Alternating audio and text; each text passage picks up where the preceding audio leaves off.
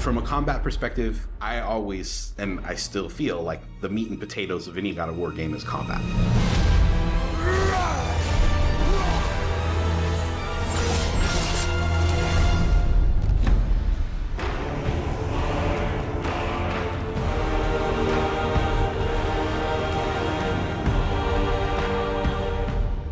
My name is Roberto Clemente. All my friends call me Bert.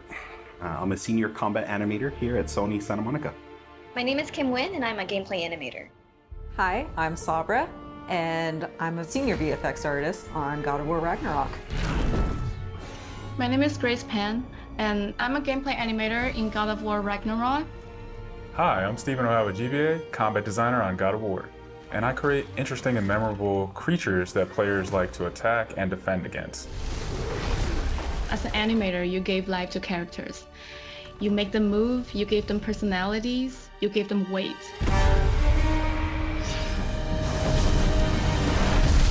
My role as a VFX artist is to put the power behind a move. You are in control of fire and earth and water and wind.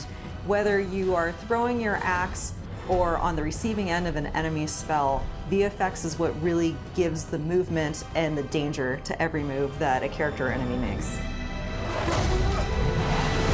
I work really closely with the design team and the tech art team on this project specifically. We actually work a lot with camera, along with the guidance of our great camera team, so I find myself doing fight choreography sometimes. One of the most challenging parts about being a combat designer isn't the technical implementation of creating a creature, but it's really navigating that line between frustrating and engaging.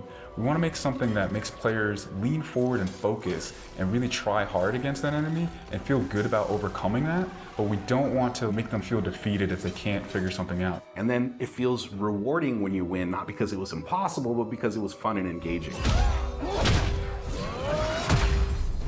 After the last game, we've heard the community cry out for more mini-bosses, bigger creatures, and enemy variety, and this time we really leaned into that. So in God of War Ragnarok, you're going to be traveling to all 9 realms, and each realm is going to have like its own theme of enemies that are very unique to that space. For example, in Alfheim, we're familiar with the Dark Elves, but this time around we're going to be fighting Light Elves, such as the Light Elf Warrior. One of the key learnings from the last God of War game is we don't have to think about the camera and how close combat is going to feel. We already have that knowledge, so we can build upon the close camera that we have, and we can iterate on enemies, creating more interesting scenarios. In the last game, Atreus was just starting to fight alongside Kratos, and he was learning from the master tactician. So in this game, he's trying to prove himself a little bit more, and we built upon those mechanics with him. The previous God of War, Atreus was still a kid, right? So he has a lot of dependency on his father. And for this game, you'll see Atreus moving more independently on his own as a companion. In regards to VFX for Kratos, I think what the players really love is the powerfulness of it. When you are playing as Kratos, you really do feel like the God of War. And moving into Ragnarok, we want to really make something bigger, make it stronger, make it more of a spectacle. You want them to be like, oh my gosh, I didn't know that the Blades of Chaos could get even better, but look at that. So as Kratos gets more powerful, he's going to have access to newer combos and newer abilities that will increase the combat depth of each weapon. For the Blades, one of the moves that I've really enjoyed from previous God of Wars is the combat grapple, and we're going to be bringing that with a new twist. I'm very excited for players to try the blade grapple traversal moves. That brings so much more speed into the movement and the dynamic feel to it. One of the ways we've expanded Kratos combat this time around is we've given more utility and choice to his shield loadout. If you are a parry person, you could really go for a shield that gears towards parrying. If you're a big blocker, then you could choose a shield that will really match your playstyle. One new mechanic or element that I'm really excited about is these combo finishers. Building up the stun meter this time around is going to lead to different ways to basically decapitate the enemy. You're going to be able to choose, which weapon you want to have when you kill a guy. Another feature that we've added for Kratos is his new pre-fall attacks. You could jump off a ledge, and if there's an enemy below you, you could slam down on him.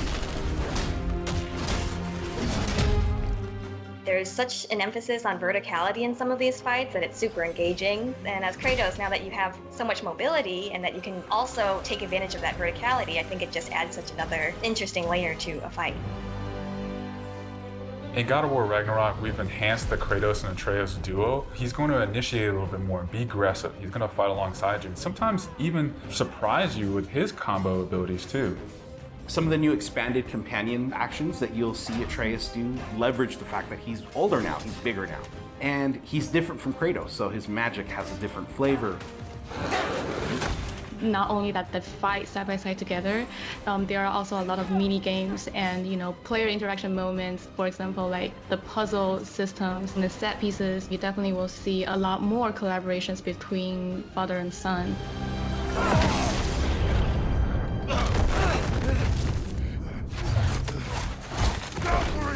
Odin must have sent them! There's so much that goes into building a big set piece. You basically iterate and iterate and iterate, and it takes testing and just seeing what works to really figure out the personality of something. Basically, every department gives it their all to make things really spectacular. There were a lot of different times that I would look back at God of War games just through the ages before 2018. There were so many amazing, huge boss fights and set pieces that it was a huge inspiration for me on my time on this project. For the old father! Our design philosophy for creating new and memorable enemies is basically making them a combat puzzle, similar to like chess, and focusing on the chess pieces. Each piece has its own theme and its own use. You need to be able to see what's happening in an instant and be able to react as the player. There's a couple of different ways that we go into making an attack very readable for the player. Sometimes we add a signature audio cue, or we'll add the different rings, such as what we did in the last game, that lets you know that this attack is unblockable, you need to dodge it. There's so many different ways that the effects really helps not just show what an enemy is about to do, but show who the enemy really is.